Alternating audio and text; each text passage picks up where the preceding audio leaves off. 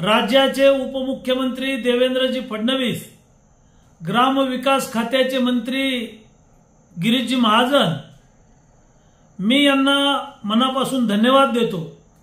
त्यांनी माझ्या विधानसभा मतदारसंघामध्ये घरकुलं मंजूर केलेले आहेत, निधी मंजूर केलेला आहे।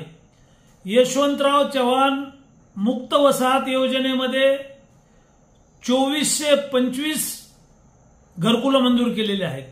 एका घराला 1,20,000 रुपये, एकूण 30,26,00,000 रुपये मंजूर केलेले आहेत। पुण्यश्लोक अहिल्यादेवी होळकर आवास योजनेमध्ये 1848 घरकुलं मंजूर केलेले आहेत। 1,20,000 याप्रमाणे 22,17,00,000 रुपये मंजूर केलेले आहेत।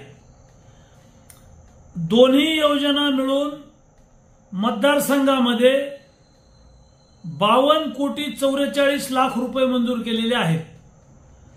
मतदारसंघातल्या गोरगरीब लोकांना हे घरकुलं मंजूर केल्याबद्दल मी सरकारचे मनापासून आभार मानतो, त्यांना धन्यवाद देतो।